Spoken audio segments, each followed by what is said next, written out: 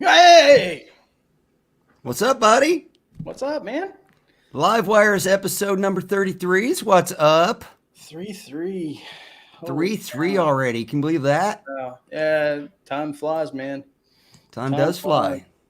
Yeah, how you been, man? Oh, doing all right. You staying away from the virus area? I stay at home, man. Yeah, that's good. You're kind of in the desert. You're isolated from the virus. I try to stay pretty isolated. There you go. There you go. Welcome, everybody, for joining in tonight. Looks like we already got a pretty good group of friends in the chat. You want to call that chat out for us, see all who's around? First guy in the night was Bent Rossum. Hey, Tom. How's it going, Hey, Tom. buddy? What's up, Tom? Then we had Thrash, and then Metal Riffs and Fun Thrash. I'm assuming that's maybe the one and the same. Maybe?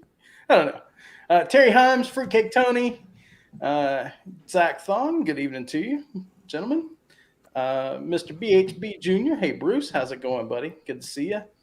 Dogpaw. Good afternoon, evening. RJ the Mad One. How's it going, RJ? Hope you're doing well. Terry Himes and Alan Robinson. And, of course, there's our buddy Joe Hervey. And hey, Joe. We got some Sour Notes in the chat. How's it going, Sour Notes? Love the name, by the way. Original Paramutant. How's it going, man? Good to see you. 6StringBryan's in the chat. And there's Mr. Dwight Bailey. How's it going? And let's see, Daniel Horsley. And did I say Terry Himes? If I didn't, Terry Himes. You did now. Lars Guitars, BB Made. Did I say Alan Robinson? Alan Robinson. Hey, Alan. I'm probably going to repeat if I do. My bad. It's okay. If I speak up. Hey, man, we got a lot of people watching. That's a good thing. A lot of people watching. Yeah, we do. Jimmy Biter. How's it going, Jimmy? James Severin. Good evening to you, sir. Dale Palmer. How's it going? Good to see you again. And see Bruce out there. Bruce is going to be on the show next week. Yep, Bruce next week. Hugh Caldwell. Greetings, Hugh. He's joining us all the way from Scotland. Scotland. That's where all my peeps come from. Yep. Hugh and I could be related. We just don't know it. Good chunk of my family is from Scotland. Scott and Welsh. Tone Boner. How's it going, Tone Boner? Another good name. That's a good name. That pretty much. I think I'm down to the bottom here. Well, if we missed you, they can tag us and say hi. If I missed you. Exactly. Well, we got a cool guest back on tonight. This is the second time this guest has been on the show. And of course, we're not keeping the guest secret anymore. But you want to go ahead and introduce our fine friend tonight? Yeah. Well, he was on just Monday night. So 2 nights ago, in case you missed him, go check out the replay, which I had to do. But our guest tonight is none other than our buddy 6StringBryan. Hey. What up, Brian? Hey, guys. What's going on? Thanks for joining us again, Brian. Hey, we appreciate it. It's been probably 6 months or so or close to it since you've been on the show. So we thought we'd have you on again and check up with you and see what's going on. Yeah, I think you were. I was in a hotel in Toronto. Yeah. Oh, that's right. You were on a trip. That's right. You had a conference, right? And you did it from your laptop. I remember now. That's cool. Mm-hmm. So what have you been up to since then? What's new? What's new? Oh, geez. You've been busy at work. Yeah, you've been real busy at work. Building this studio thing took a while and planning it all out and getting it all done, but it's pretty well done now. So we start production, actual projects in the new studio next week. So that went well, and regular life. You said Monday that you guys were going to test this week, do some tests this week. Have you guys started that? Yeah, we did a bunch of tests. Well, I did. It's really just me, and for that part of the college, the multimedia part. So I had to basically calibrate everything, all the cameras, all the audio, and then do some stream test and all that stuff. So we did all that. I did that this week, and then next week we actually start live stream productions of educational stuff. And now live stream is really in demand, because especially with this virus stuff and everything is remote now, and everybody wants to do meetings and so forth live stream. So there's a huge demand on our, like, people that do live streaming for a profession now. So I guess I'll be doing a lot of it at work, as well as my personal live stream that I do here. I was going to ask you about that. Now that you've built the studio, as the building the studio engineer, do you engineer these live streams and stuff behind the camera for the, so when you're doing something in the studio, you're the guy back there driving the boat? Yeah, I do all the switching and the graphics and all that stuff. So basically the production of what's going out live. You're the producer then. You produce the shows as well as engineer them. Yeah. Cool. Yep. Well, Bryan, we have got some prepared questions for you again. I know you kind of thought maybe you might get to skip that portion of the live wires, but you would have been wrong. But these are different questions. And some of them are updated questions since the last time that you were on the show. So there's different things to talk to you about now. So anyway, we're going to go ahead with our guest Q&A tonight. And I'm going to start off with the first one, because I know there's one in particular Dave wants to ask you. So if we go in that order, it'll work out that way. So the first question is, what is your favorite piece of gear right now that you own that's not a guitar? That's not a guitar. Well, really, I've been impressed since I've gotten the thing. It's the amp that I master. I haven't. It wasn't an amp that I was even looking at all. And it was introduced as Summer Am, and I looked at it there, and I'm like, nah, that's not for me. I would never play that, or I would rather get a tube amp and all that stuff. Then I tried it a few weeks ago when I was looking to get an amp again, and I was just blown away. And since I've gotten it and I've incorporated my Helix with it, the last month or so that I've been playing with it, I've been really, really impressed. I'm shocked with it, and I'm planning to use it live, because I'm playing live this summer at a festival, if that happens. Now with all this stuff going on, who knows what will happen with festivals and things, but that's my plan, is to use that. I've been super impressed with that. So you running the Helix into the front end of it, or are you running your Helix in the loop?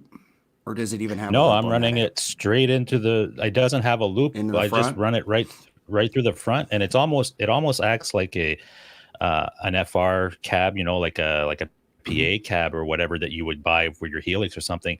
But it sounds better than those. It sounds like an actual amp. So it's really I just tried it for fun, just to see how it worked with the Helix, using amp models and even IRs and everything. Everything is just as I would set up my Helix regularly, but I just plug it through the Tone Master right to the front. You're still using a cab, or you're still using a cab or an amp with a combo in front of the actual amp.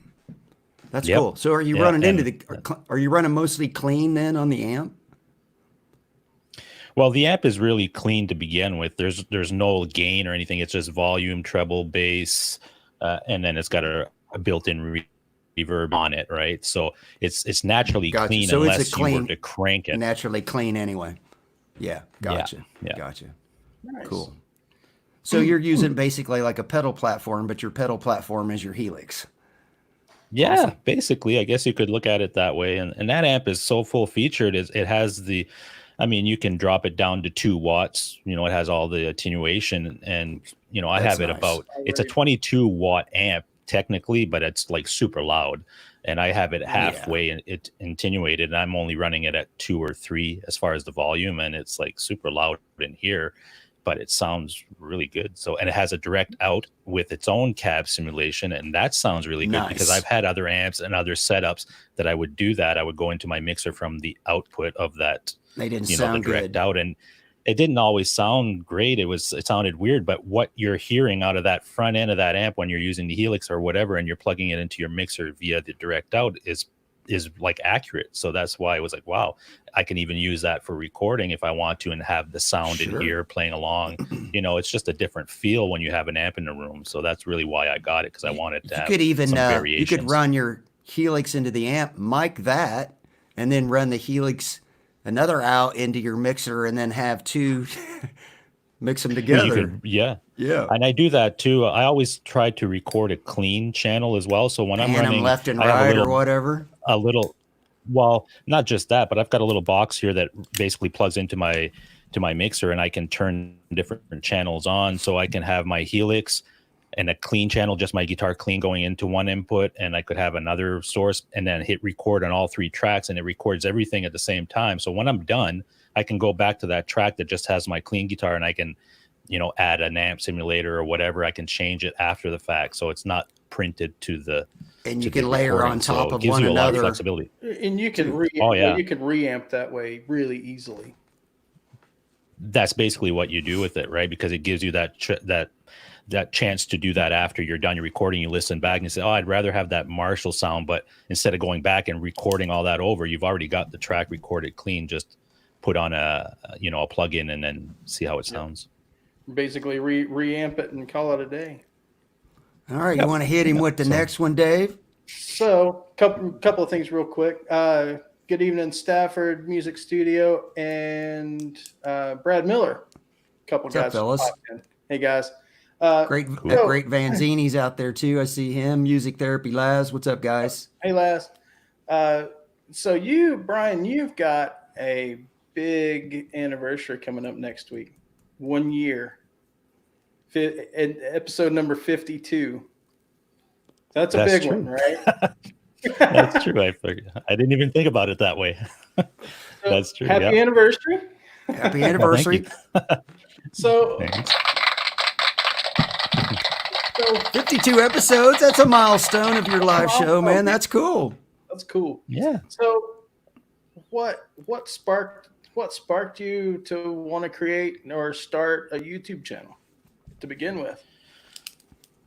Well, basically when I got back into playing again, I started watching videos and things. I didn't even know that this community really existed because I was out of the scene for so long. And then I started watching people like, Ben and some other people that were already doing this type of thing. And I found it very interesting. In Boston, and I'm like, wow, that's pretty cool that, you can just have a show like that and talk about things you're passionate about, which was guitar and music and things of that nature. And I've always cameras and videos and everything else because that's what my job is, but I never really took it as I'm going to start my own show type of thing. So then I started thinking about it and I started experimenting and what I could do. And again, limited with my bandwidth here at home and stuff because I'm in the country and it's challenging with that stuff. So I didn't even know if it was possible to really do it. So I started trying some stuff and I was able to do it, even though it's not at 1080p, but I'm able to do it anyway. And it looks all right for now. And, just motivated to try to, and it's also being in front of the camera because as an engineer or as somebody that works always behind the scenes, I really wanted to get in front of the camera and start hosting my own show and stuff because it helps me in my regular job because I'm dealing with people that are in front of the camera and I know how they feel because they're not always comfortable. Sure. Sometimes they're new people or whatever, and it gives me their perspective. So it was kind of a bunch of things all combined that said, maybe this is a good idea. I can do it for myself. I can maybe share my music and write my music and all that stuff and do it live with people and interact with people of the same interest. So it was kind of a bunch of stuff and it gave me some other skill sets that I could use at work. So that's really the motivation behind starting it. And just to kind of follow up, let's go a little bit further. So you're 51 in the can now on your live show, 52 next week. What is up on the slate for 6StringBryan for the next 52? Well, I'm not really. I want to keep it like I'm happy with where it is now, as far as like how it flows and the interaction with the audience. And that part I really like. I'd like to do a little bit more, answer more questions as far as what people would have of me that I would have the answers for. Obviously, like something that I'm really experienced in, and I can pass it forward to others, give value of some sort.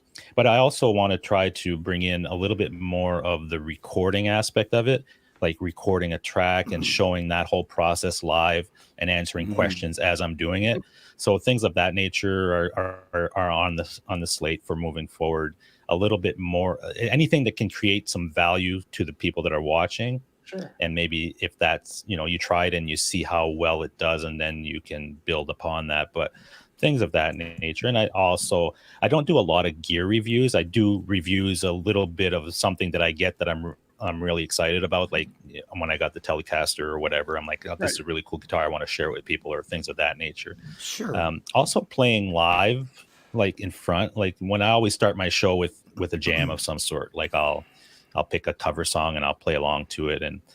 And it's almost like playing live, really. And I haven't played live in so long that, you got pressure, it's man. weird. Yeah. Yeah.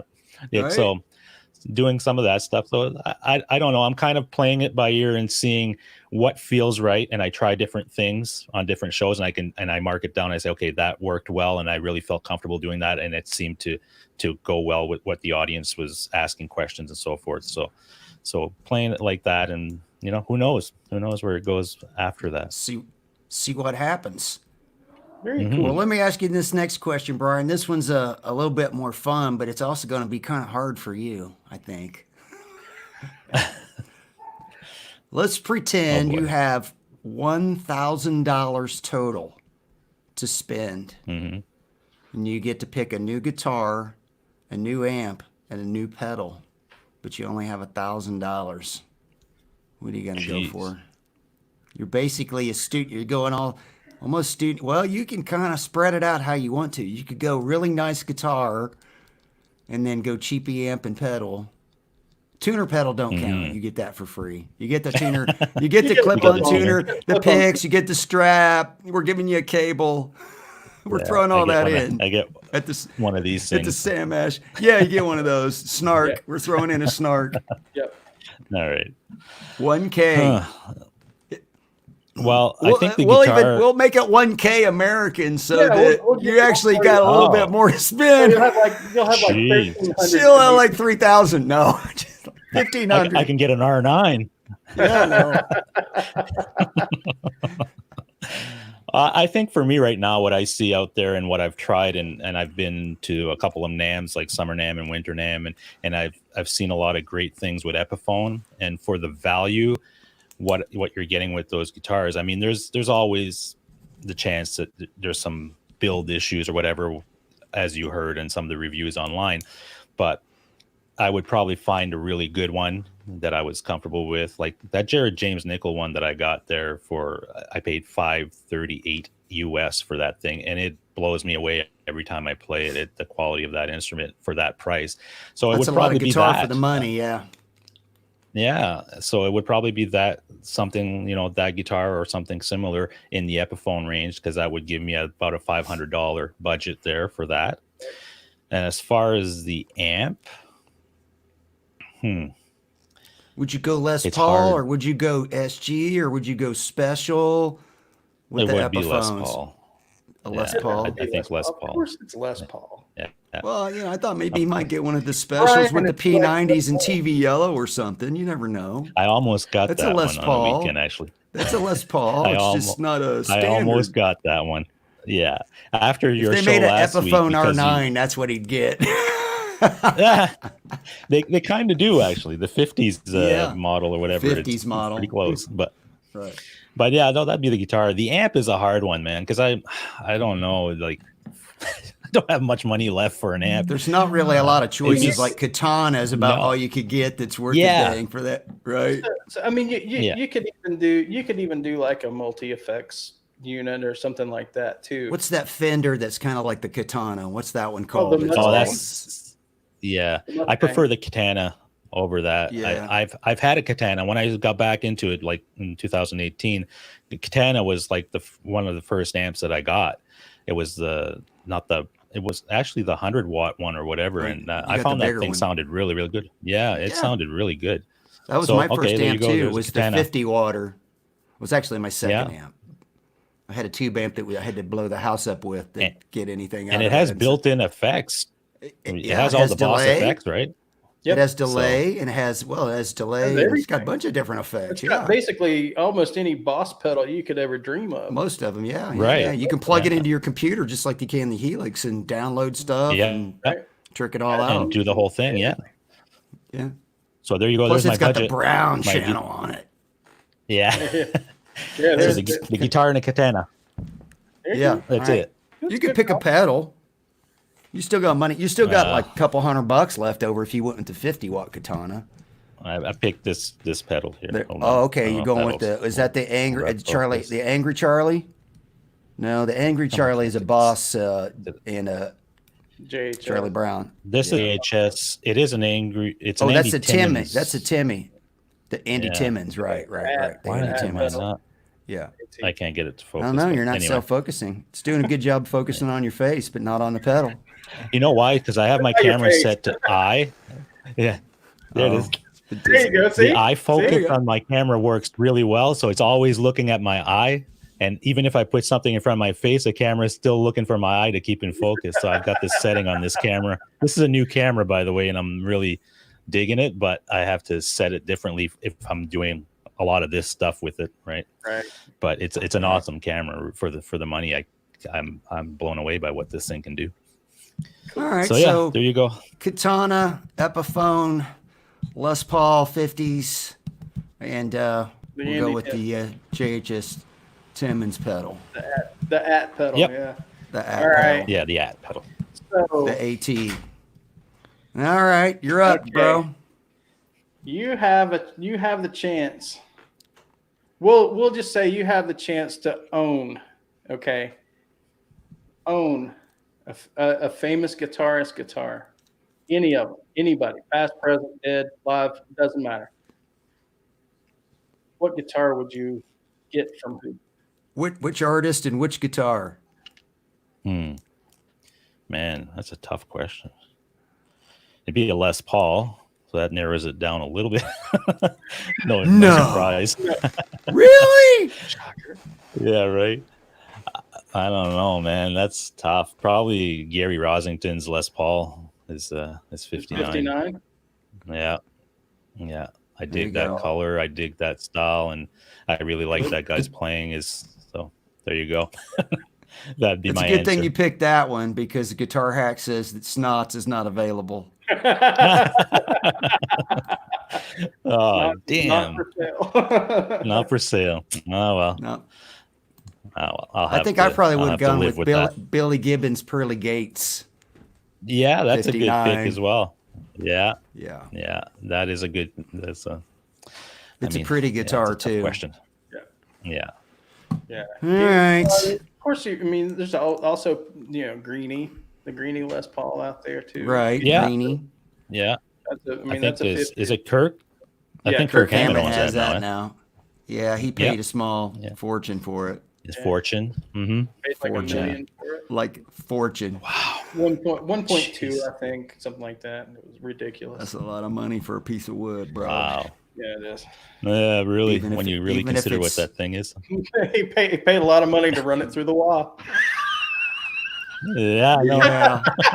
We'll circle back around like a Seinfeld episode later. And back to that. Well, you touched on this a little bit, Brian, earlier on one of your answers where you talked about you're planning to play live again this summer with the group at a festival of some sort. And so I wanted to ask you this. You've been a member of a fairly successful band that played live in the past, and we know about this performance that you're kind of gearing up for now. Have you gotten the bug again? Do you see yourself joining another performing band full time and doing that whole thing again?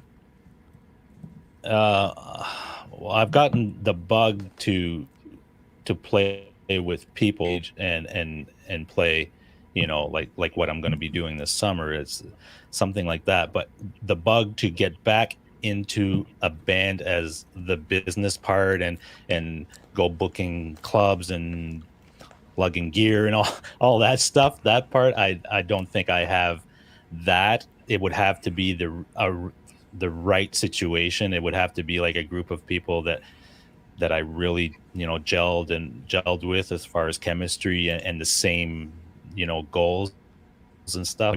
I don't think I want to do the club scene anymore.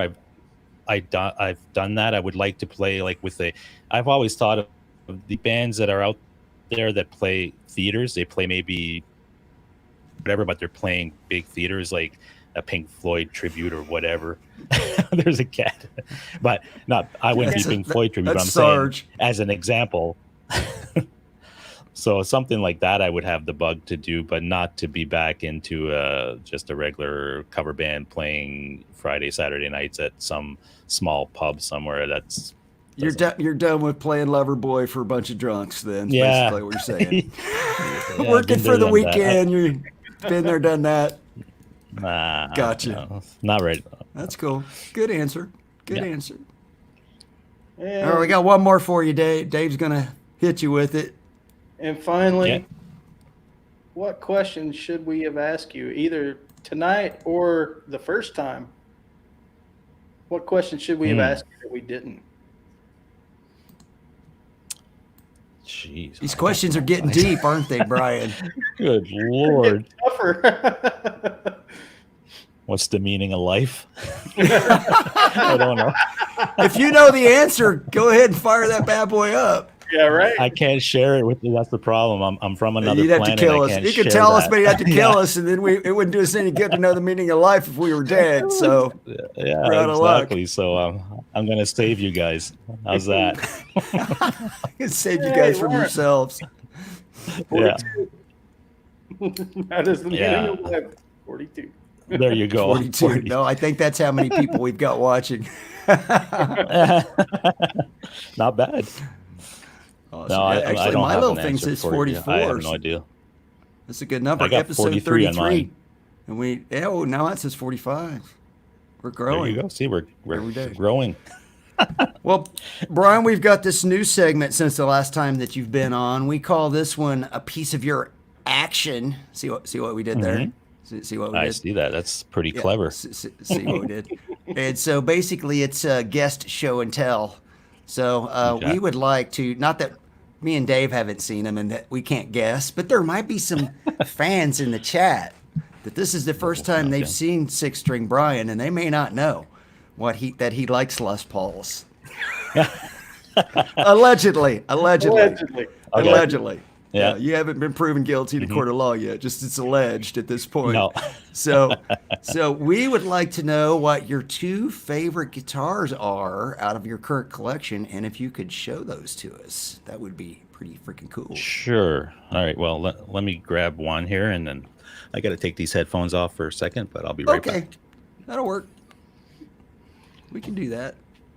I saw LPD pedals in the house. What's the They over work. and under? It's going to be a Les Paul. Yep. Too late. Too late. Vegas was taking odds on whether it was going to be a Les Paul or not, but the odds were really, really slim. I don't think he can hear you yet. All He right. couldn't hear me. He didn't hear that. That's just as well. What are you anyway. saying? What are you saying? I think Vegas was Except- taking odds on the over and under whether it was going to be a Les Paul or not. But the odds were really slim. Yeah, really. Well, you got to pick the right Les Paul, right? True Right. enough. So doing this with this mic in front of me is a little tough. Let's but try know, not you to guys- relic the Les Paul tonight on the live on, Yeah. on YouTube. That would be bad.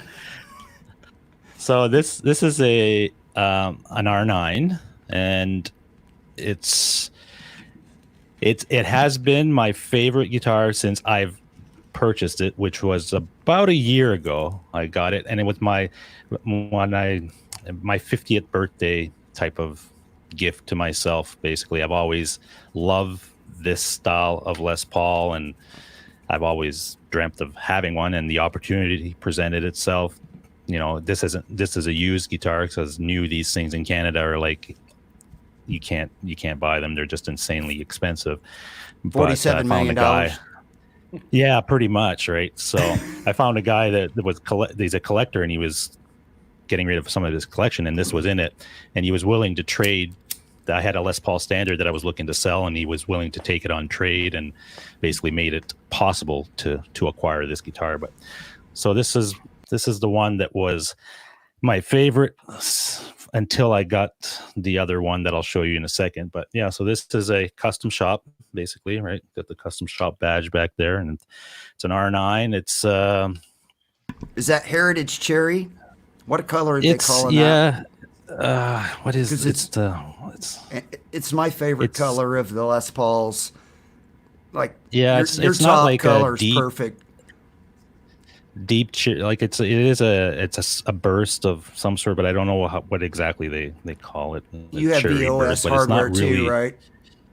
Yep, yeah, OS hardware, and I really like the top on it. I mean, it's got different grain patterns on it. If you can see, it's got both horizontal and vertical type of lines on there. I don't know how good you can see that on the camera, but it's I mean, the pickups in it are amazing. They play great. The neck is like my favorite profile of a neck on a guitar. Every time I pick one up that has something similar to this, I really feel comfortable with it. Some people think the 59 neck is thick and big, and they kind of stay away from it, but it isn't that bad. I mean, I know guys that stayed away from it for very long and then tried this guitar and feels really good. So it's got a really nice profile to it, and it sounds great. So what pickups are in this one? Do you remember?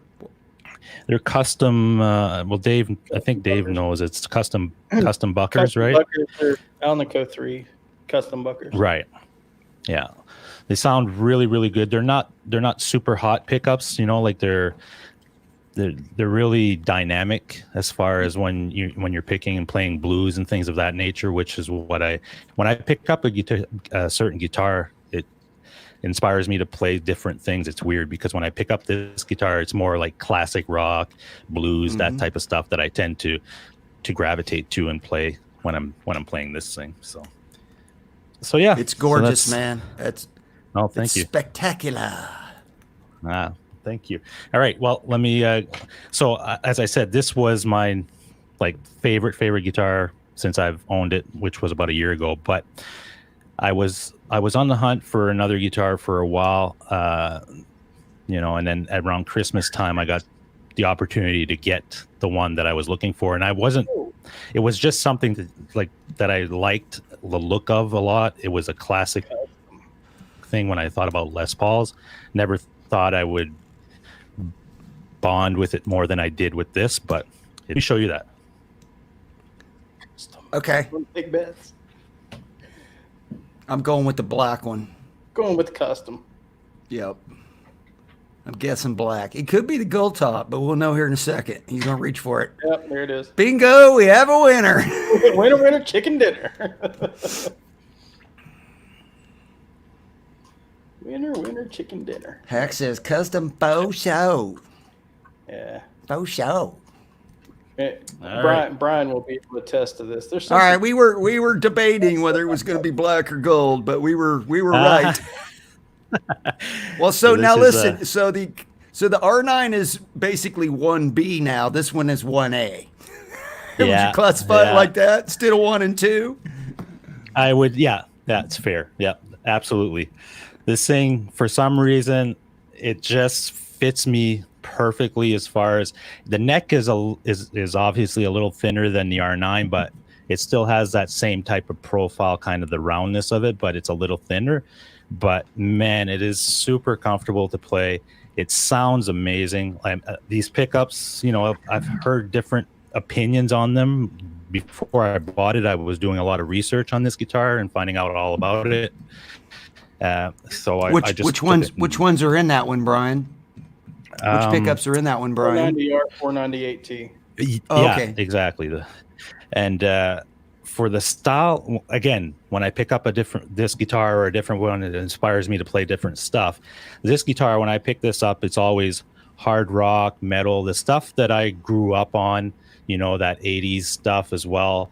But when I played in the band Smear and I wrote a lot of that music, if you go back and listen to that, it's very much like hard rock, metal, that type of stuff. And when I pick up this guitar, it brings all that back. Like I really like riffs and things of that nature. That's what inspires me when I pick up this guitar. But it is super comfortable to play. Sounds amazing. It looks, awesome. I love this this headstock, with the it's gorgeous, nice, dude. Yeah, well, awesome. And then the white binding, both front and back. It is a custom shop. It's got the custom shop same medallion, little logo thing. Is that one, Brian? This is a 2013, and nice. So that one has the Rich Light fretboard. Yeah, and that's one thing that I was kind of like concerned when I found it. It was a guy in Montreal who had it, and I was on my way for holidays to New Brunswick, so I was passing through Montreal during Christmas time. So I made an appointment with the guy, to meet him. I met him at I don't know if you guys know what Bass Pro. You guys must know Bass Pro shops. Oh, absolutely. Are you kidding? Right. So we have Branson, Montreal, Missouri here, dude. Okay, there you go. That's where it's at. There you go. So I met that guy in Montreal at a Bass Pro shop, and we're both inside the shop looking at this guitar and all this. Yeah, and these people are walking by looking at us like, what are these guys doing? He's got a Les Paul, and they probably thought Uncle Ted was going to show up, because I bet you Uncle Ted has a Bass Pro Shops account. Cabela's at least. They're same it corporation. Was weird. It was really weird. And then I had to pull out the envelope with the money to pay him, and he's counting the money, and all these people, like, it felt really strange. If you were selling some guy like a shotgun in there, nobody would have even looked at you. Looked at you, but selling a guitar. They're like, what are these dudes doing in here? That's freaking hilarious. Deal. The Rich Light just looks like ebony on camera. Well, that's what it and it also feels like it. It's very smooth and stuff. So I was concerned with that. I was like, oh, well, it's not an ebony board. I don't know if I like it. But then when I picked it up, when the guy had it and I felt it, and I did a little bit more research on it before I got it, and a lot of people said it was fine. There's no problem with it, and I'm telling you, amazing. And I have no issues with it not being ebony, and a lot of people like it. And Rich Light's phenolic resin, right? And it's just as hard. The way they make it is just as dense as ebony. And it doesn't have pores in it, does it? It's just smooth. No. Right. It's very smooth. You guys are familiar with the Snow Falcon V, the entirely white V with the white. That's the only type of fretboard that the only guitar I've touched that had that same material. They don't call it Rich Light, but it's the same material. It's just white instead of black, right? Phenolic resin. Phenolic resin, yeah. Right. It's really smooth, but it's hard. It's really dense, and it's just like a hardwood. Yeah, exactly. It feels maybe really even great. Harder the frets than wood, are really I good. Suspect. It's not a like they have these customs back in the 70s, like were called fretless wonders or whatever, Dave. I think you know which ones. Well, so there's two. These aren't. The early 70s were fretless wonders, and they're the narrow low frets, and then you have the what we consider the wide low frets. So if you look at there is a very noticeable size difference in the frets width wise. Fretless wonder, it's hard to find. Well, you can't find fretless wonders after about 1974. Were those flats kind of flat on the top? Those fretless wonder. They're very low. The fretless wonder frets are very low, but they're narrow. Let me show you. Oh, you got one with them because these frets here are very similar. Like they're like my R9 almost. They're kind of the same. Yeah, they're like the size. Standard Gibson frets that they probably put on nowadays, right? Yeah. Nobody wants those little bitty frets anymore. See, these actually are fretless wonder frets. They're not the low wides. The low wides are even wider than this. Oh, really? Yep. Okay. But you can see they're still very low. Yeah, they are. They are, yeah. Now it does impede bending when you go up more than about a step and a half. Okay. It'll start to fret out. But yeah, these ones are very standard type frets. I find they're like a lot like my R9, really. But yeah, they're awesome. I love this guitar. It's the one I pick up the most, I think, every time I walk in the studio and see. And I like yours because yours actually did it yellow like the yellow of the white, creamy. right? Yellowed, got creamy. Yellowed, the binding's yellowed over time. It's not like because I see the Yeah.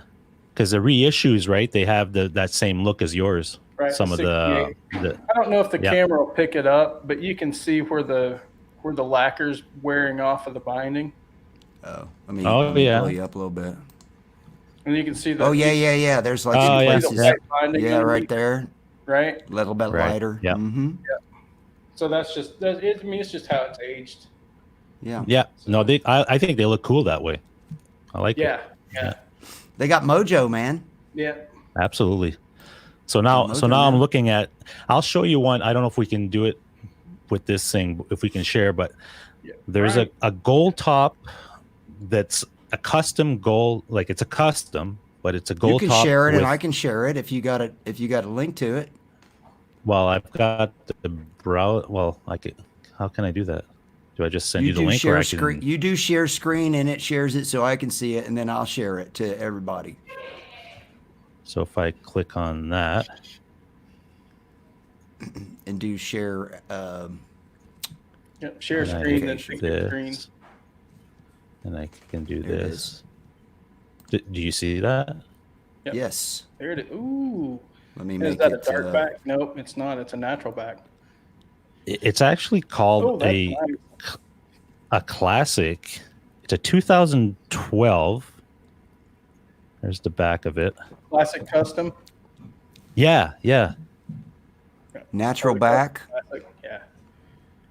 So Yeah, those are cool. I don't know much about these guitars, but there's a guy locally here selling this for a pretty good price. I mean, like for a custom, if this is a real custom, I'm assuming it's the same thing as my black one, but a gold. They're not? Okay. They're a production model. Ah. Okay. But they're still cool. They're still he's asking.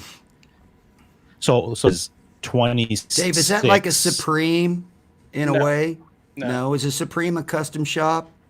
No. Supreme. Okay, just keep Supremes in mind, have there was no Supremes such- have that headstock, inlay. Well, I didn't know if they were custom shops or not, though. No, Supremes had the globe as on the headstock. They had the pearl globe. So, and then they had the Super 400 inlays, I believe. So they had the split parallelogram inlays. Oh, right. Yeah. I've seen those. Yeah. Those are Supremes are cool, man. I love Supremes. I was looking at an SG Supreme the other day, but the guy didn't have all. I asked him for more pictures, and there was a big gouge in the back of the neck that he wasn't showing in the ad. I was like, "That's a little shady, Holmes." I'm glad I asked you for more pictures before I bought it, because I would have been pissed. Check that out, Brian. So the price, he's asking 26. I mean, if I would give him an offer for 22, I'm pretty sure he would take it. But for that price, I take it. That's a good price for that guitar. But I don't know much about this guitar. That's in the ballpark of average price. Yeah, I mean, if it's in really good shape, you're probably okay. Yeah. And then the other one I'm looking for is the white custom, and I've seen a few of those, but I can't get anything lower than 3,500 that I can find anyway. The Alpine white customs fetch premium. They don't do them as much, right? And that's what keeps the value up. And you got to find one that doesn't have pink dots on it. Yeah. Well, if they have that white case, then you're not going to run into that as bad, unless they have like a red strap that they've laid it on. Oh yeah, that's true. The ones with the pink velour interior sometimes end up with pink blotches on them, weird places, like you're seeing pink elephants on your guitar. And if it's hung on the wrong hanger, that kind of thing burns them. You'll see it. Yeah. And that white lacquer will turn pink. That's what happened to my Firebird. And it was before I got it. What kind of hangers? You use string swing, don't you, Brian? I do. Yeah. Yeah. And string swings. That's the ones that were recommended to me that wouldn't damage the neck. So that's what Phil McKnight recommends, and I trust him on that one. You can see the pink. Yep. Let me get there rid on of the this, and then I'll blow this up. Right there at the headstock. See the pink? There. Oh yeah. I can see that. Yeah. I've seen them burnt worse than that, but I can definitely see where it's turned pink. But yeah, you can really see it on that side. And Yeah, you can. Like I said, that's just from having the wrong hanger. Isn't that weird how it turns that color There's though? nothing you can do about that. I've seen them when they got pink splotches all over them in different spots, just because they've been in the case and got left in the case for a long time, and somehow it bled into the nitro right from the inside of the case. Right. Cool. All right, man. We'll let you hang that one back up if you want to. Yep. All right. You can unshare that part if you want to. I need to take a old man break real quick. What? I had 2 cups of coffee before we went live. So you guys vamp for a minute, and then we'll come back and do Red Hots. How about that? Yep, that works. All right, hang on just a second. So you're got your eye on that classic custom, huh? Those are cool. Yeah, man. well, I saw it the other day and I saw the price. I'm like, geez, if it's a real custom, like I don't know too much about them, that's a good price. But if it's just a standard model, yeah, it's a production run. I mean, they were a little more limited, and they only did them. They only did them for a handful of years. They did a white, they did a black, and they do the multiply binding on the front, but they don't bind the back. Okay. And the fretboard is what material? It's not an ebony. 2012. It would either be it's either going to be rich light or rosewood. And no, wait a minute. I'm telling you wrong. That's it's a maple fretboard. It's a dyed black maple fret. That's what it is, because I read that in some of the descriptions that I was looking at. It said something like that, and I was like, I've never seen that or heard about that.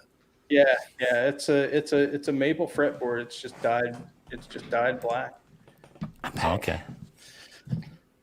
Yeah, but if I could find a nice white custom, I would probably, like, if I can find a white custom around that $3,000 mark, I would rather spend my money on that than that gold one. But the gold one looked interesting because I never really seen one like that for that price. Just to see if you like it. The problem is when you go check these things out, you often end up walking away with it.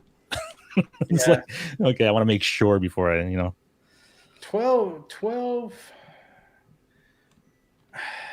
I can't remember what they were doing exactly in 12. I mean, things were all over the place. But right.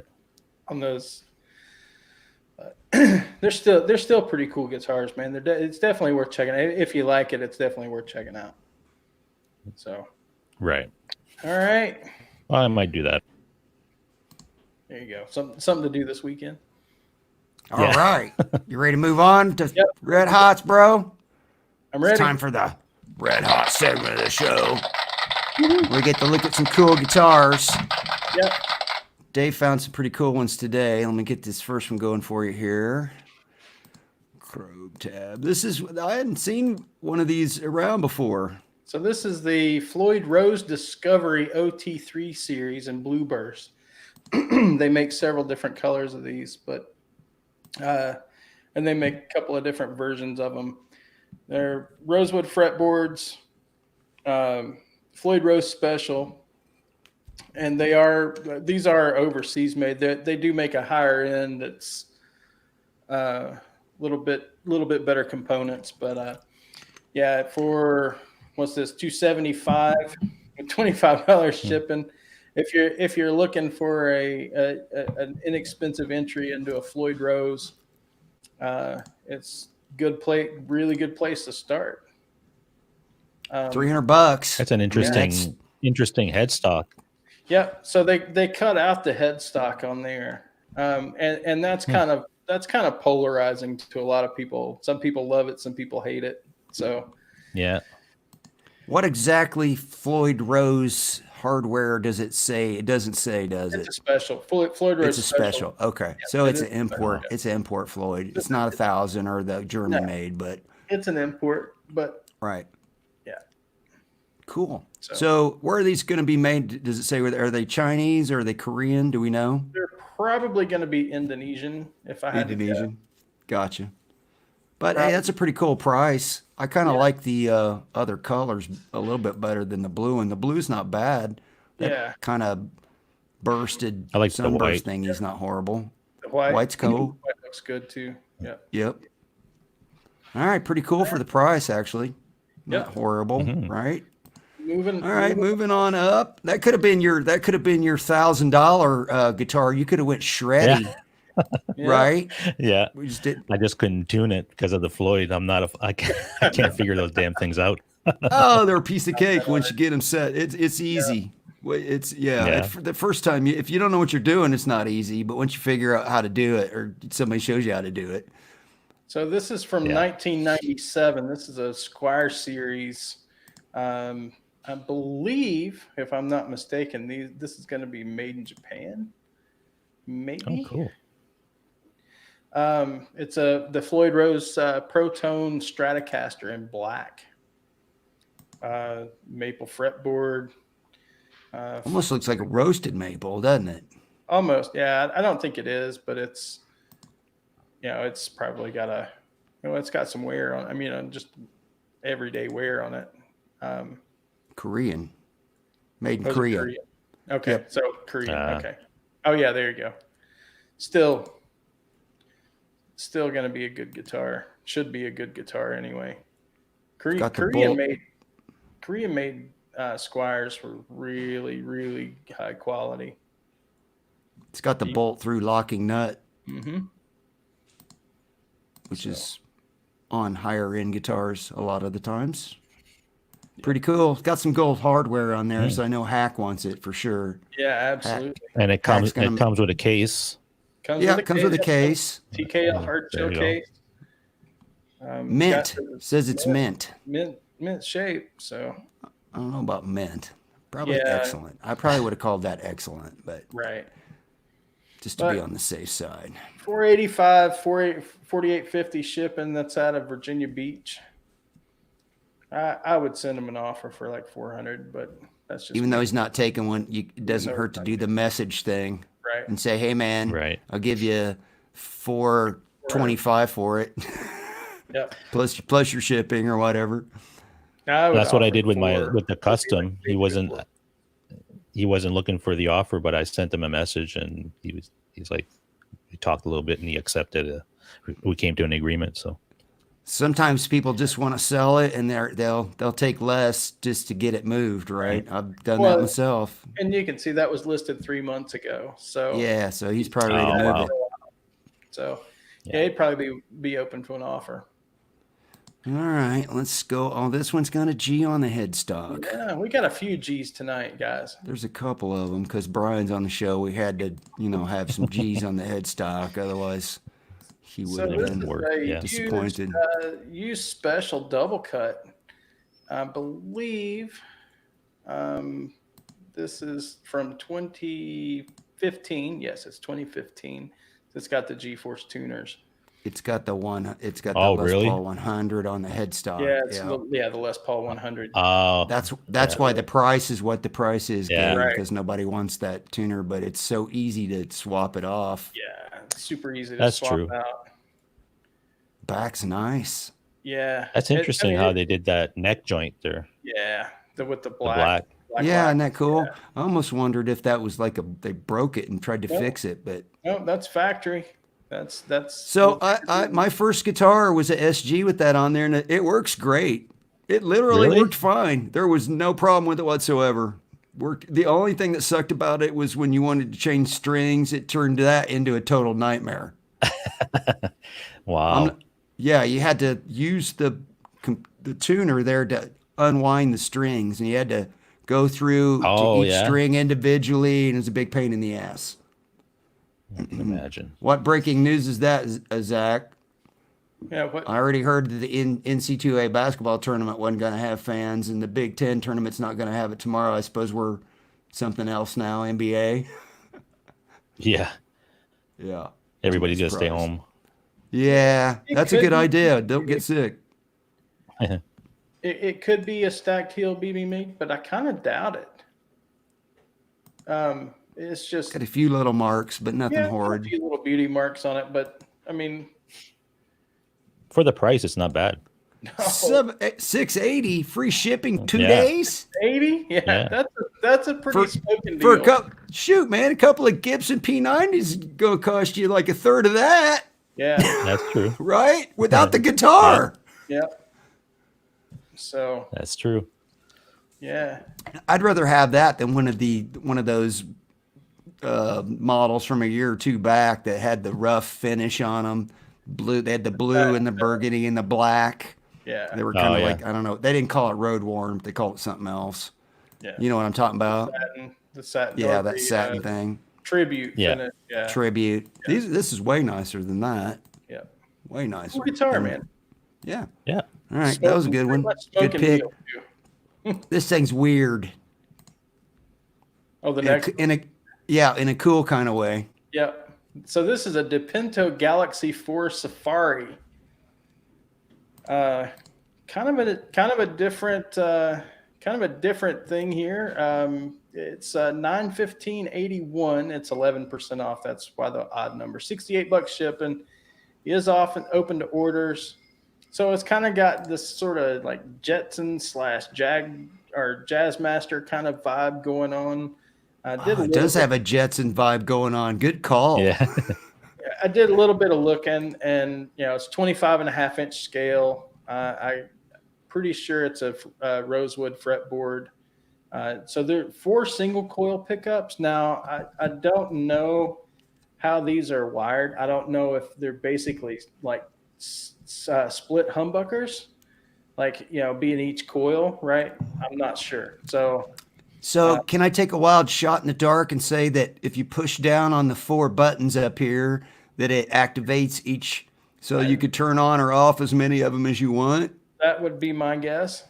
Hmm. So definitely an interesting. It's something a little bit different. I never heard of the brand, but it's a cool looking, guitar. It's not for me, but it's cool looking. I like it. 915. He's taking an offer, and that bad boy is brand new. Yep. And he's in Louisiana, on the border apparently. Arkansas. Arc Law Tex Guitar Emporium. He's covering Okay. 3 states, folks. Texarkana, man. Mhm. Don't forget about Louisiana either. Well, that's part of the Arcana. Yeah. Texas, Arkansas, Yeah. Louisiana. Yeah, Texarkana. All right. That one's pretty neat. Never seen one of those before. New brand to the show. First time for everything. We've heard of this brand before, but I think We this have. might be the first time that I've seen this particular model. So this is a Vola Vasti. I guess I'm saying that right. It's butterscotch blonde. Oh yeah. Made in Japan.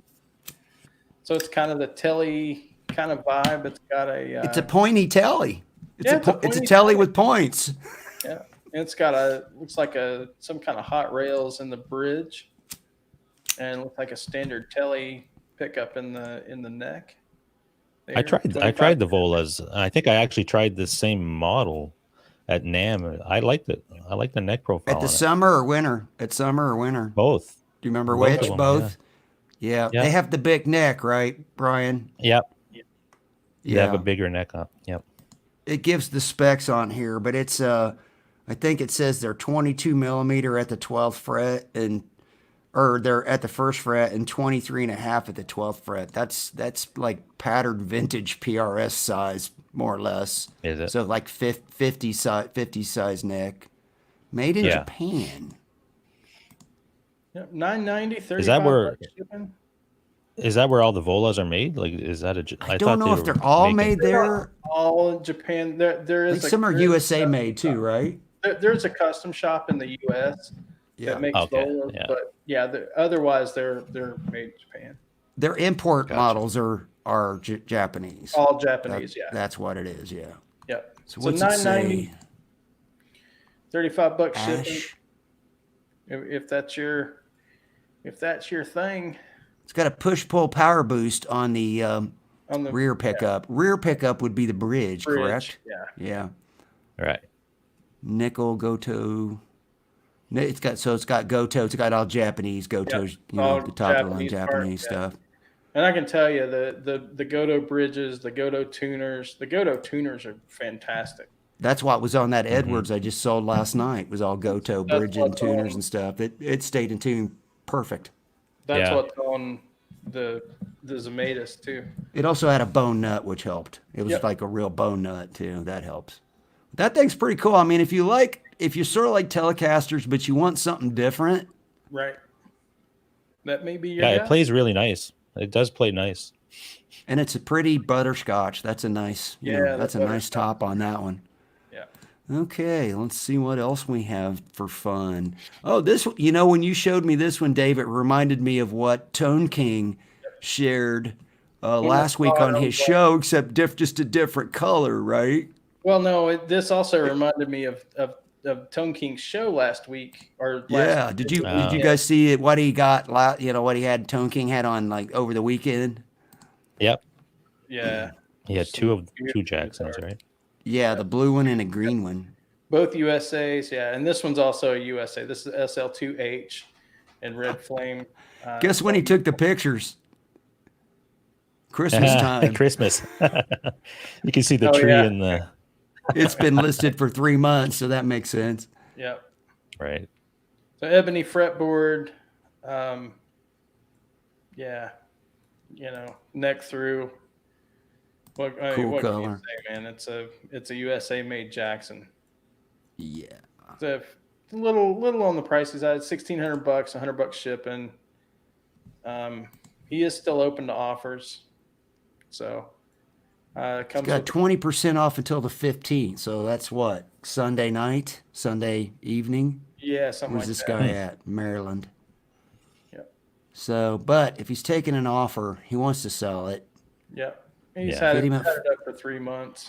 Hit him at 14. Hit him at 14. See what he says. Yep. Frets look good. Pretty color. Yep. It is. It looks nice. All right. Let's see what else we got. Oh, we have more G's on the headstock. Yeah, like a last flood three. of All right. G's on the headstock coming at you now. Oh, this one's different. Yeah. You don't see these every day. No. Well, that's So this- because there's only one of 50 of them. There's only 50 of them. That's why you don't see them every day. So this is a Les Paul Standard in walnut, and it's got a nice figured walnut top on it. Nice chevron figure in the walnut. So you get the Wonder north how and that south, sounds. east and west. Has east and west tone. Yeah. East. That's Well, crazy. it's kind of Oh, northeast, yeah. southwest. Northeast, southwest. Yeah. Northeast, southwest, but kind of in the. It looks like the Jetstream to me. It has Jetstream tone. Yeah, there you go. Yeah. You can definitely see the two pieces, but it's pretty wood, Yeah. man. Yeah, it's a really pretty one. It was different, Again, I try to find the different things, Yeah. So, That is Not for nice. everybody, I but like totally different. Looks like to be Right. in fantastic shape, mint Yeah, condition. it He does. says, "Wow, that's not a horrible freaking price for something that's one of 50 that maybe someday will be worth double that." right, and it's got the 57 Classic and Classic Plus. Oh, well, they didn't go wrong with the pickups then. Well, the Classic Plus. A lot of people don't like the Classic. The Classic. Plus is a little hotter in the bridge, right? It's a little hotter, yeah. You can so always swap it out for the regular 57. Nobody There would you go. know.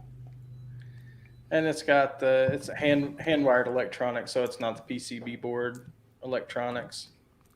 To say he's got down here, never gigged, only in the house. Yep. One of 150. Real mother of pearl inlays.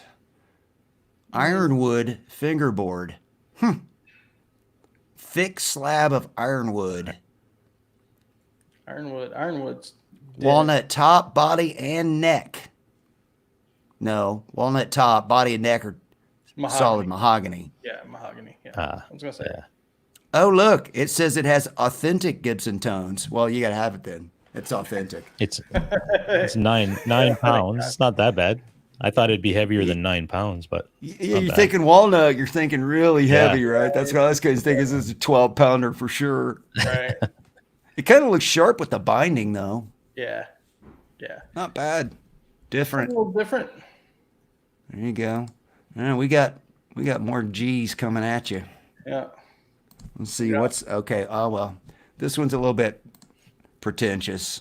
Yeah, here we go.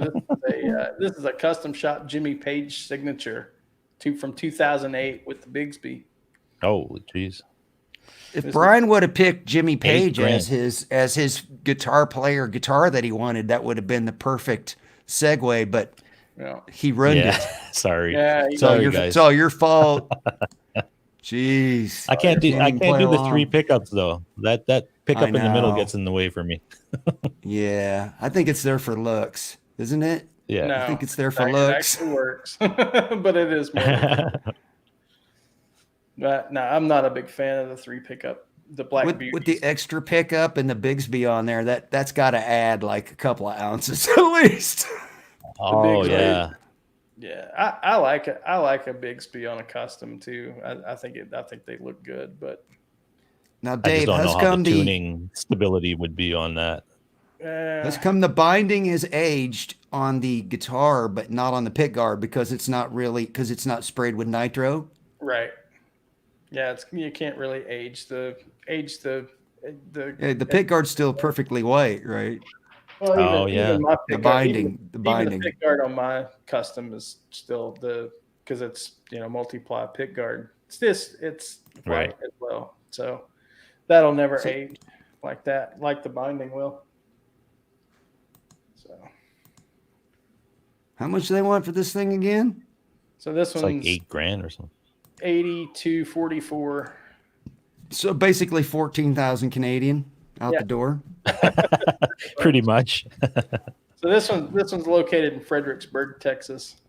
If you're a Jimmy Page fan and you have the Jimmy Page 1 and 2 and you want the and you truly need to complete the collection. He says this is the hammer of the gods in the description. Wow. VOS. What pickups does it say it has? Does it say? It just says 60s neck. 60s neck, yeah.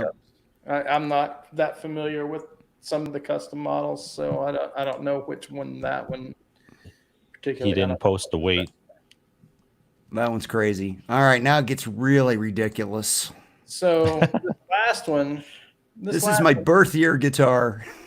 This last one is from 1964. This is an actual Firebird 5. This is the real deal Firebird. Yeah. Mini humbuckers. Yeah. What? what can you say, man? 23. It's a real deal. It's just a Firebird, but it's a 1964 Firebird. And for those of you that don't know, that's first year. Yeah. So it's a really good shape too. Yeah. I'm the same age as this guitar. It's in way better shape than I am. Yeah. Really, the only thing that's happened to it is the Firebird faded off the pick guard a little bit. Yep. And that happens. Got a couple cool little scratches on it. Yeah. You can always get a repro on that. Might even be checks. Those might not even be scratches. That might be. I think it is lacquer check. Lacquer checking, which is even cooler. Mm-hmm. And it's got the old school. I mean, that's the real case, the old case, which is actually a lot smaller than the current Firebird cases are. Yeah. No nibs. Was that a thing in -- no nibs, or has this been fretted, or what's the deal here? It's hard to tell, man, because the frets look like they're flat on top, like they've been played a lot. Something been done to them at some point. They look like original. They look almost I think it's been refretted. It doesn't say, does it? I don't think it does. Is that the original case? Ooh, it does have the banjo tuners though. Yeah. To me, those are the cool. Case, or at least an era correct case. That's cool. So 23,352. That's a weird freaking number. Oh, he's in Italy. Okay, that's why. Yeah. Italy. Oh, wow. And $153 shipping. It's going to cost him a hell of a lot more than ship $153. By the time he insures that bad boy from Italy, whoo. True. Yeah. but he's built in a little cushion for shipping with his asking price. Yeah. Wow. Still a cool guitar and still in great shape for its age. Yeah, you know what that means? I'm never going to have any 1964 birth year guitars because that's how much they cost. Right. Yeah, Right. I know. Me too. Like a 60. My birth year is 69, and man, 69, you're in Try the to same find one. boat. Like I could get a Melody Maker Yeah. with a single P90 dog ear, or like maybe a SG that's beat to crap. That'd be about No, all I could afford. You could get a 69 custom, Brian. He could, yeah, he Yeah, could get a 69 and custom. the 69 customs aren't as expensive as the 68s. 68s, you're going to be Okay. 10 grand US or over. 69s, you can get for about six to eight, because they're Oh, wide uh, as the our buddy Glenn, Guitar Bazaar, says I'll sell mine for $20K. wow. He must have a 64 or a 69, one or the other. 64. Yeah. Glenn says that looked like a refret to him. And he would know. Yeah, it looked a little bit like a refret, but it's hard to tell because the binding shrinks on those, on those things over time. Like even my custom, there's some places where the nibs are gone, there's some places where the nibs are still intact. So Okay. yeah. I mean, it's just the nature of the beast, man. That stuff gets old and shrinks. So yep. So there we go. There's Red Hots for the evening. Red Hots for the evening. Cool stuff. Hack says no 66 for me, so I'm screwed. But actually, you're not screwed. That just means you don't need to spend all that money because Did you get a free Yeah. to buy. It's saving an you SG, from yeah. yourself. So, yeah. So, yeah, you could get a SG. You could even get a 335. Yeah. Oh, yeah. That's true. He's already got one. But those 335s from that era were really good, by the way. Mm-hmm. I want a Birdland. That's my hit the lottery guitar. I don't need one. I just want one. All right. Well, that brings us to the last segment of the show, ladies and gentlemen, known as the Circuit Breakers. Yeah. And tonight, Dave is going to grace us with a little bit of all in the name of rock history. Are you ready to go, buddy? I am. All right. Here we go with the first one. All right. So March 8th, back in 1968, promoter Bill Graham, East Coast version of the Fillmore, his legendary San Francisco rock ballroom, opens in the East Village section of New York City. It is dubbed, appropriately enough, the Fillmore East. Notable acts that played the Fillmore East were Jimi Hendrix, Jefferson Airplane, Cream, The Grateful Dead, the Allman Brothers, Led Zeppelin, and many others. Now, it was only open for a handful of years. It ended up closing in 1971. It's a bank now. By the Oh way, yeah. it's still the building's still it's a bank. Yeah, look at the billboard though. Yep. Jimi Hendrix, Blood, The Sweat, and Byrds, Wow. Blood, Sweat, and Tears, Jimi Hendrix, and the Grateful Dead are playing the next freaking 2 weeks. That's crazy. That's a hell of a club right there. Well, this was the Fillmore East was obviously a who's who of our New York. classic Yeah. rock history, right?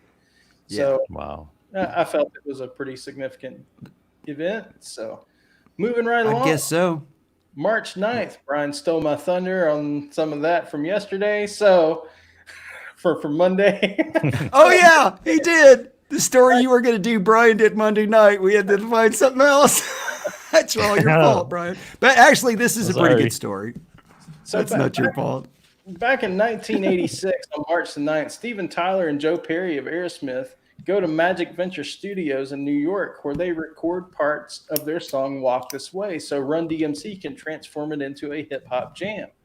Neither act is thrilled about the collaboration, but it was hugely successful in revitalizing Aerosmith's career and delivering a whole new audience to the hip-hop.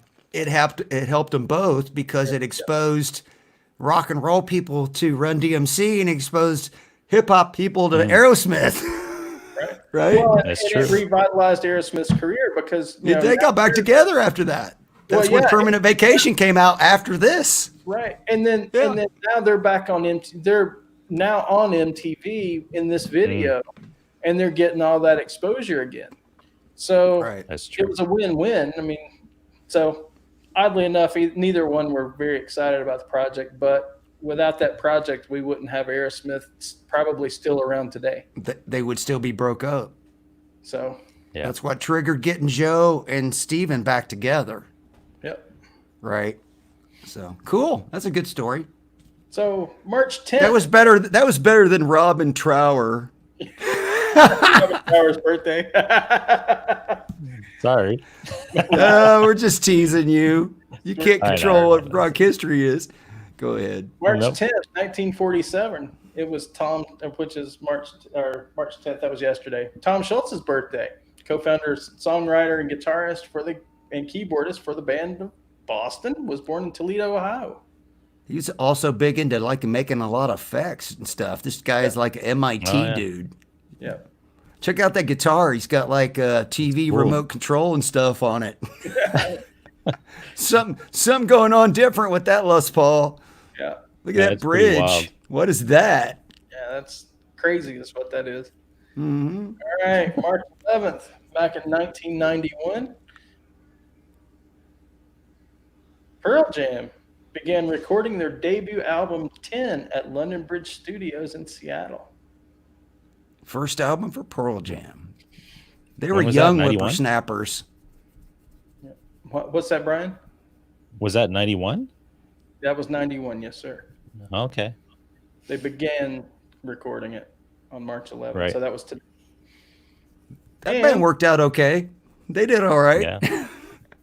circling back to the Fillmore on March 12th in 1971, the Allman Brothers performed March 12th and 13th at the Fillmore East in New York City. These Live are at the Fillmore. recorded and were later released as a live album. That's killer. And yes, that was while Dwayne was still with us. Rest in peace. This Dwayne. was- Yeah. This was behind the building. Look at They all the had gear they were roadies to bringing. move all that, by the way. Yeah, the roadies had to move all that after the picture. Yeah. And also March 12th, back in 1956, Steve Harris, the songwriter and bassist of Iron Maiden, was born in Leytonstone, Essex, England, which is now part of London. Sweet. Rocking the Fender. Rocking the Fender bass. Yeah. That one's got binding on it. Check it out. Got binding on his bass. Yeah. Killer songwriter. And March 13th. You know, he played the same bass for, well, I think he probably still plays it to this day, but all he did, he painted it a few times. It changed colors from blue to a different color and then went back to blue, but it's the same exact bass. Oh, really? Really? So No kidding. I did not know that. Same just neck, or loves that does one bass, and he's probably had it refretted a same- zillion times, right? maybe, yeah, but his roadie was giving an interview and he was showing some of the gear and he said this is the bass that he's had and it's changed colors a few times, but he always plays this one. He has a couple other ones he brings on tour as backups, Right. but Just in that one case. bass, that's his go. If he ever loses that bass, apparently it's like it's gonna be the end of the Game world. over. Goes for him. over. Game Yeah. over. I can't play Yeah. now. It's like Yeah. Hercules got his hair cut off. Right. Exactly. He's got nice All hair, right. by the way. That's what He still Cote has his looked hair. like back in the day. Yeah, right. Yeah. Sorry about that, buddy. Cheap shot. It's All all right, right. moving along. March 13th, back in 2006, Black Sabbath, Blondie, Leonard Skinner, Miles Davis, and the Sex Pistols were inducted into the Rock and Roll Hall of Fame. However, Almost looked like- the Sex Pistols refused to attend the ceremony and tried to turn down the induction. Yeah, they didn't want it. Yep. Blondie. Did you say ZZ Top? No, Who's the dudes with the beards? that'd be Leonard Skinner. Yeah.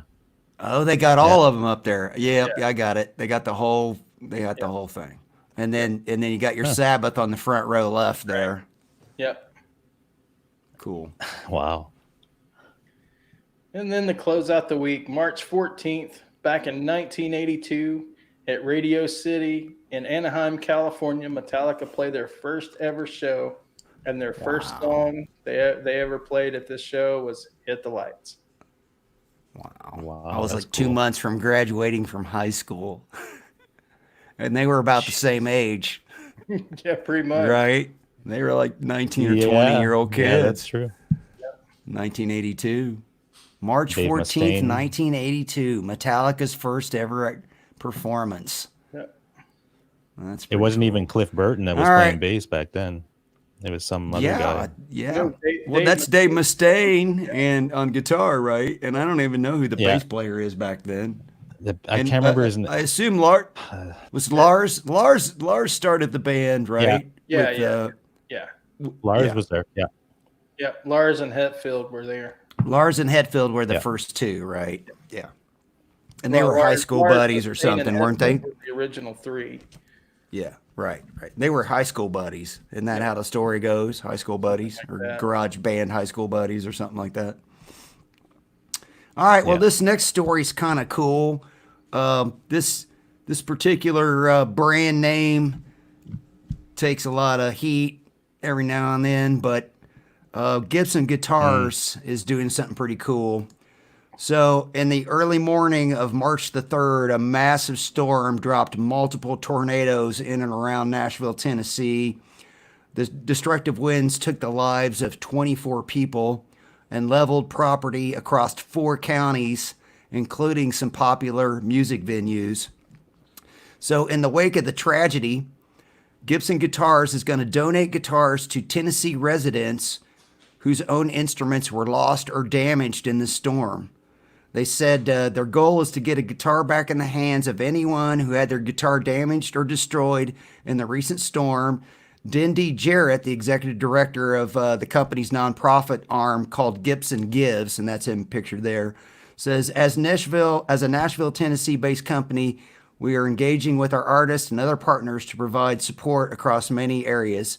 There's also a lot of musicians, country music and otherwise, that live down there that are doing benefit concerts now to try to help out the people that their houses just got completely swept away, right? There's nothing left but the foundation.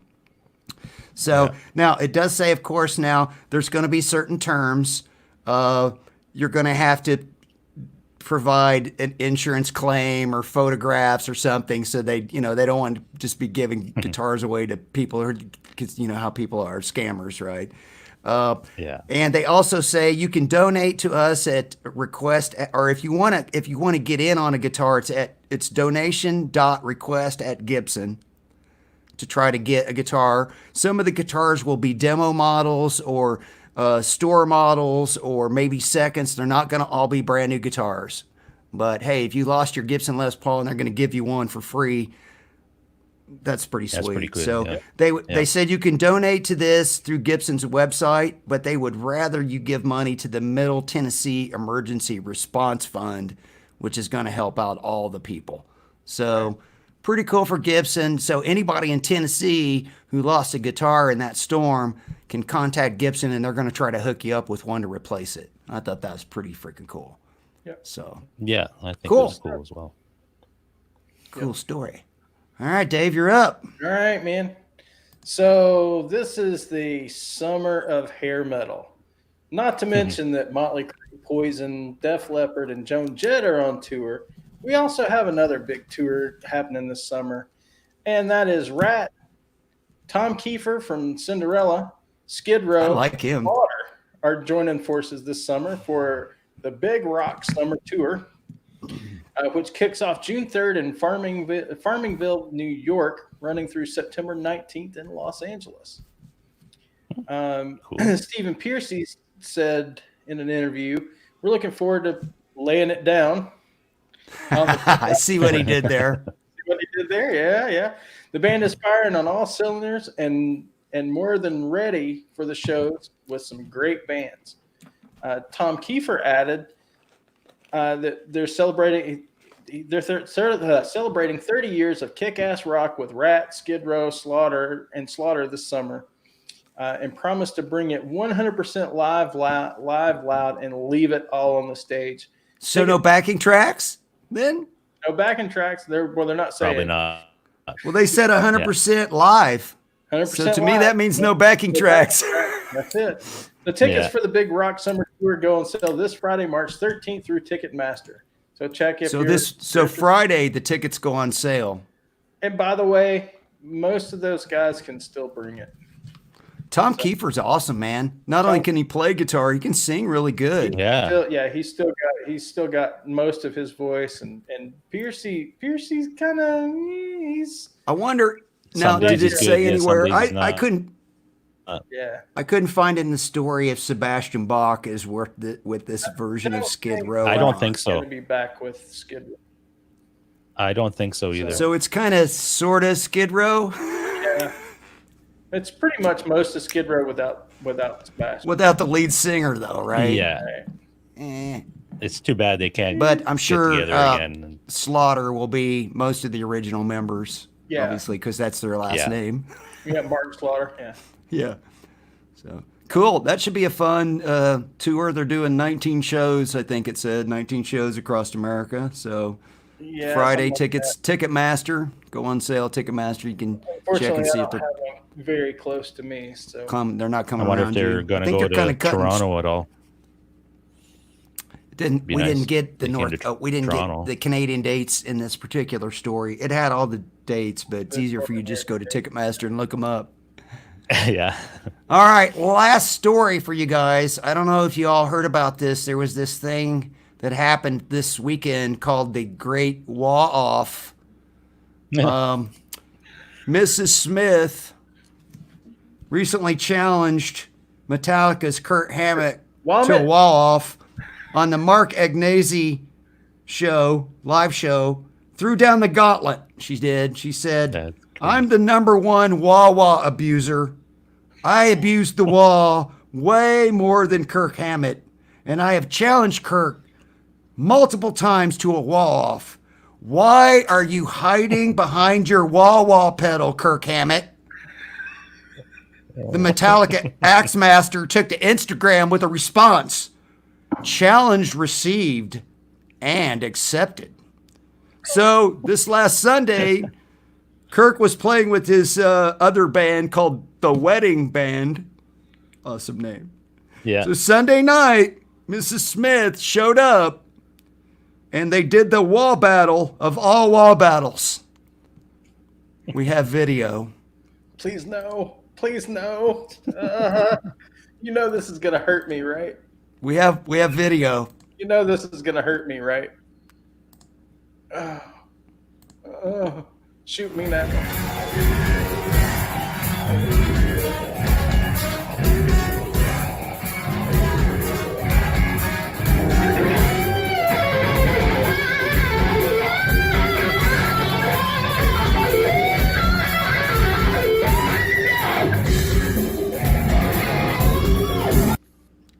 Notice he's standing. Notice he's standing on a giant wall pedal.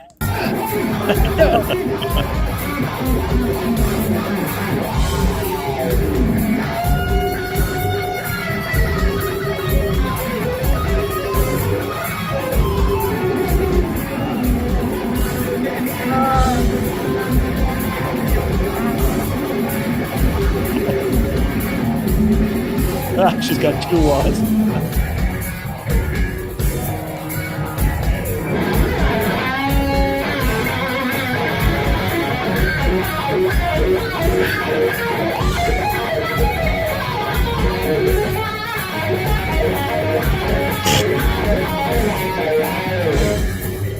Yeah!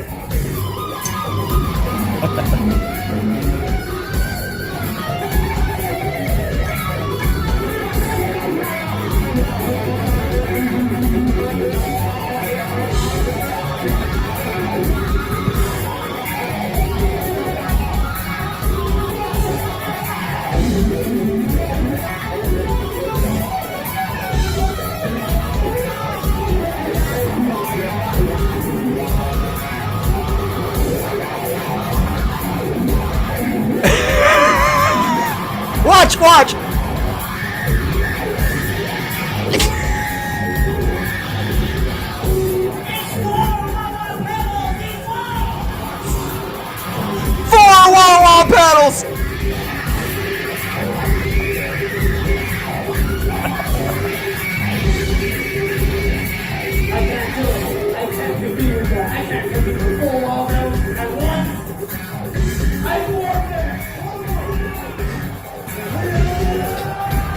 the towel. Taking the guitar off. This gets the golden watch. And the new undisputed champion of the overuse of the Gravity World Medal. This is Smith!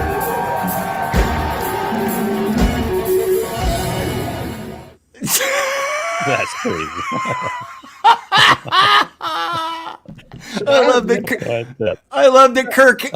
that Kirk would go along with that because he always gets abused for overusing the wah pedal, right? Should I have mentioned how much I hate wah before we even started that? Guys, we got a lot of wah there. Wah. Hate, Oh my god! hate, loathe. I loathe the wah. Hate. The great wah off. So Mrs. Smith you is own a the wah? new champion. No, only You don't own a wah? The only wah I own is on the Helix. I don't use it. Did you notice don't that use Kirk it. was standing on a giant baby wah giant, pedal? Yeah. That was classic. That was funny, man. That's pretty So, cool. yeah, I thought I should share that with everybody. That happened Sunday night. Wow. Yeah. I wonder what's going to happen with all these big concert tours and everything we're announcing if they shut everything off. I don't know. It's not looking good. It's not looking good for Like the I said. summer, is it? Yeah. Yeah, the conference, like I said, I was going to a conference in 3 weeks in Vegas, the biggest conference in our industry as far as camera and broadcasting and stuff, and it got canceled. That's 150,000 registrants and huge companies. It's all gone. So That's a lot of money. it's crazy. Yep. It could be a rough Sucks summer. because I really wanted to go. Yeah, and then Yeah, who knows what's right? going to happen with NAM and Sweetwater and all that stuff too. That might get Yeah, canceled. Who Gear knows? Fest, and is there PRS experience this year too? And is that this year? There And is, I think yeah. so. Every In the 3 fall, years. maybe, or late summer. Yep. Right. Yep. So all that stuff. That'd be an interesting Who knows what's year going to for happen? sure. We may have to stay home to protect ourselves. Right. Who wants Stay to get home sick? and play guitar. Go on Practice. YouTube. Practice Yeah, makes exactly. perfect. Do YouTube, yep, YouTube and practice. Might be an Practice makes explosion of perfect. creativity because people will be staying at home just creating stuff and doing stuff other than, having to be out and doing other and things, I about. guess. Yeah. Oh, You'll man. get really good guitar I'm players out of it. catching it from the chat, guys. Are you? Oh, I'm catching it hard from the chat. Cheese. You want some what's cheese the with chat- your wah. What's the chat saying? Oh, because you don't like the wah? You want some I hate cheese with wah. your wah? Yeah. Wah! Yeah. Brad Miller You're gonna said. want Brad Miller said they needed to start a GoFundMe for a wah Yeah. for me. I don't want it. Give it to somebody that wants it. I don't want it. You know, my brother-in-law likes to play the blues. He's like, man, you need a wah pedal, dude. And I'm like, yeah, no, I don't. I My just Helix started playing actually with the wah has that's on the one Helix. built in. Yeah. Yeah, Same and I here. don't- And I just started playing with it. I just don't play with it that much, but I always put it in my chain as the first thing just to have it there. And then recently I started playing around And on my with it, but I'm chains not that I good use, at it. it's a volume control, and I just delete it instantly. Oh, yeah? Turn it off. Yeah. Get it out of here. Yeah. Don't need it. You know what I use the pedal for on my Helix? That rubber surface is great to lay your picks on and they don't slip off and get away. And the cat can't knock it off as easy because it's sticky. The cat. That's what the wah pedal on my Helix is where I stash my picks. Gotcha. Quentin brought up a good point. What's that? Give Kirk this. He's in Metallica, and I'm not. Yeah, he's in Metallica. Yeah. Oh, shoot, that dude's great, man. Just because he overuses the wah, he does it on purpose. That's why he's got the big giant wah pedal that he's standing on with this other band, right? It's know. a bit. It's a bit. He makes he's got a fun sense of humor himself. about He's- it. He's cool. Yeah, he's taking Alan- himself. He's not Alan, taking himself too serious. Alan Robinson says that the PRS experience was canceled. So there you go. Oh, it was already? No, already? Apparently, from what I see in the chat Holy here. crap! We're not anywhere near that. They're way out in front. We don't know what's going to happen when the weather warms up. This virus might die down on its own. Yeah, who knows? That's crazy. Yeah, it's been warm here, and it's still carrying on. So Yeah. Still going.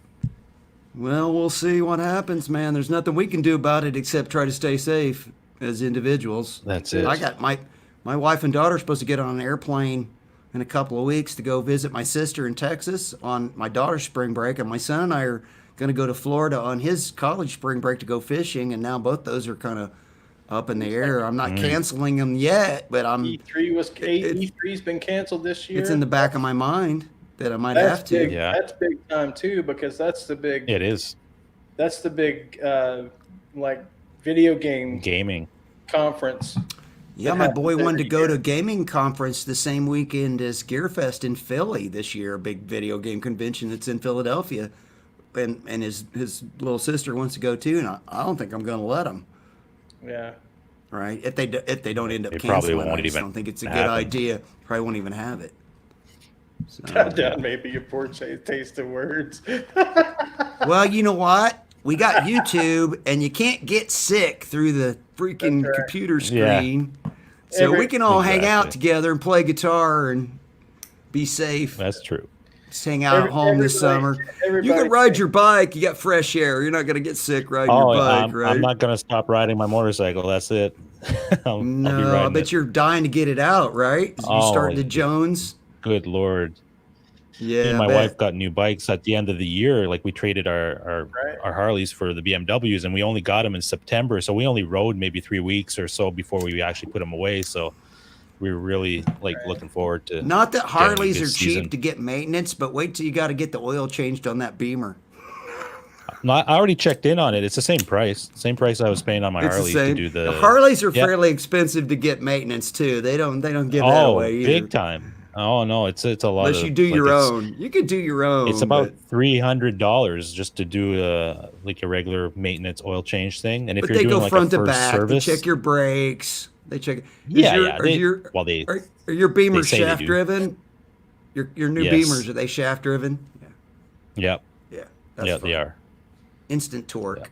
You don't got to wait for the Oh, chain I mean, to catch those up. things are amazing. I just love them, and my wife has just took to that bike like crazy. She rides it like a pro, and she rode her Harley really well. But that bike, man, she just loves it, and it's 140 horsepower and it weighs 500 pounds. It's It's a insane. lot lighter, so it's probably a lot easier for her to handle just because of the fact that it's lighter. Well, even yeah, even it's coming to a five- stop at a stoplight, you don't have Yeah. all the weight you got to hold up, right, and balance and Well, all that. She rode the same size Harley as I had pretty much, and those bikes are 900 pounds, and now we're riding bikes that are 500 pounds that have double the power of what we were riding before at night. So Right, it's a right. completely different world, but it's a lot of fun. I had a I'm forever. motorcycle guy salesman tell me one time, never buy a motorcycle that you can't pick up. Yeah, If you Well- can't pick it up, this ain't the bike for you. yeah, yeah. It's I don't know. Harleys are just they're their own thing, right? So it's like Yeah. you know what you're getting into when you're into Harley. And I rode They have a Harleys all lower my center life. of This is the gravity. first time. They do like it's a different riding experience different altogether. I mean, any bike you can kill yourself on, but Oh, they're just different Some riding idiot styles. in a right? car kill you. Yeah. Well, listen, man, we're at an hour and 40 minutes, so we should probably wrap this thing up. We had a pretty good, consistent 45 to 50 people watching throughout the entire show. So we really thank all the wire nuts tonight for joining in. You guys are the best. We do this show because you Awesome. guys keep watching it. That's why we keep doing it, As right? long as you guys keep watching it, we'll keep doing it. And next week, Yeah. our special guest will be Bruce, Mr. BHB Jr., who is in the chat tonight. And I That'll think be he's cool. only ever been on 1 or 2 live shows before, but everybody knows him because he's in the chat everywhere. So that'll be fun to have Bruce on. That'll be a good show. And Dave might have to miss a couple of weeks coming up here for some procedures you have to do, but we've got our buddies that are going to fill in for him as co-host. So we just keep the show rolling, and Dave will be in the chat with us and hanging out if he has to miss a night or two. So I'm definitely going to be out 1 week. That'll be on the 1st, and then that second week is iffy at this point. So I'll be there next week, Bruce. Don't worry about that, buddy. So don't forget our buddy Guitar Hack tomorrow night on Thursday, and Brian, of course, is every Monday night. And if you aren't not already subbed to his channel, it will be in the description down below after the show, and you can link over there and sub up to Brian, which you should do because he's a great player, and his video production is second to none on YouTube. And his guitar sound on YouTube is second to none on YouTube. So definitely check out 6StringBryan's live streams every Monday night. And we appreciate you coming on, buddy. I second that. That's Everybody, awesome. Thanks for having me. everybody stay safe. Make sure you please wash your hands. That's the main thing. Just wash your hands. Don't touch your face. Wash your hands. Don't touch your face. Right. Yeah. And just be safe out there, guys. And love you guys. We'll see you guys next week. And Brian, again, thanks for coming on, man. Always a pleasure to have you on the show. No problem. And, Anytime. I'll see you guys next week. Thanks, Brian. We'll see y'all next week. Thanks a lot, everybody.